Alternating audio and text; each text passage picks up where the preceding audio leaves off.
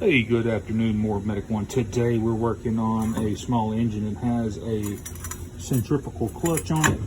However, as you can tell, these clutches are press fit, taper seated on, and they are a monster bear to get off.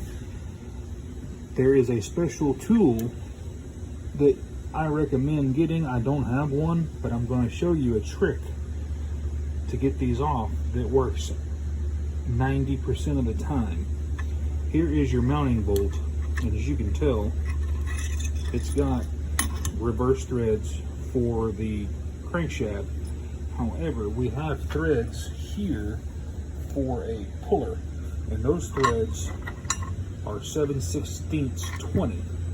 If you had a bolt long enough, you could just thread this down in here, which I don't. But I'm going to use hydraulic pressure to pop this clutch off.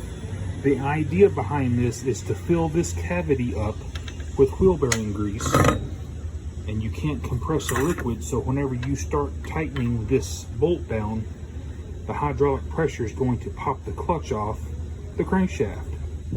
Alright, I've got my impact wrench with an extension, and I've got it, the old clutch, filled up with grease, and I'm going to hit it a couple times with an impact and see if it'll pop loose.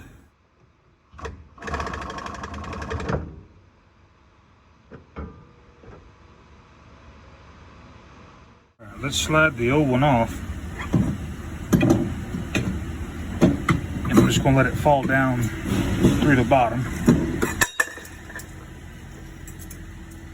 Before you put the new clutch on, we want to be sure we clean this surface really good of any grease that may have accumulated on it during the removal process.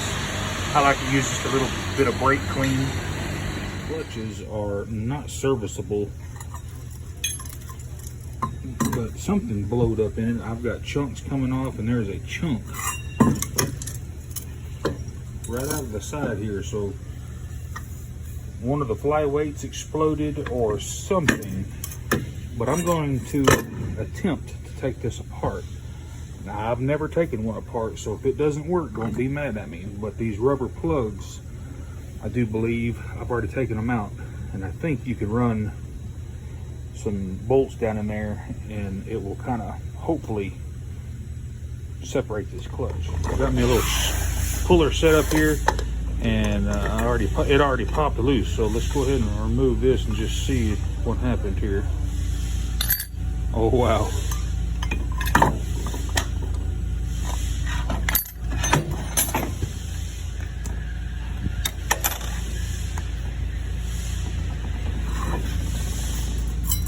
Something gave up.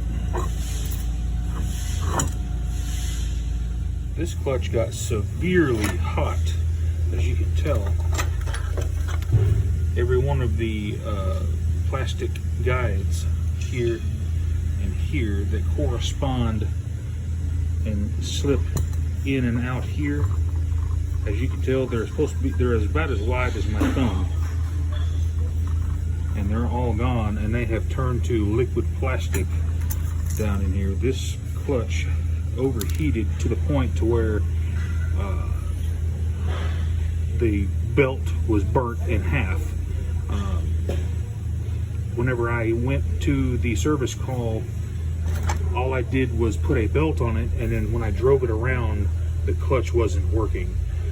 It wasn't, the engine would rev up, but it wouldn't, it wasn't compressing like it's supposed to. So I had to evaluate it, and we're going to go ahead and put this new clutch on and get it installed. One of the other reasons I'm replacing this clutch is that the belt slipper bearing is froze up. You cannot move it. As you can tell on the new one, you should be able to just take your finger and roll that puppy around with ease. If this thing is locked up, the symptoms are going to be when the engine's idling, your belt is going to still want to turn, and the machine may try to take off on you while it's idling. So if you have a go-kart or a golf cart in this case, if that's froze up, just put a clutch on it. They're not that expensive, especially the aftermarket ones. You can get a clutch for less than $100. Alrighty guys, we got the old one off and we're fixing to put the new one on. And hey, if this video helped you out, give me a thumbs up and subscribe pretty please, and hit that notification bell and you get all my new videos. Well, y'all have a good rest of y'all's week, and we'll catch you guys on the next one. More Medic 1. Have a great day.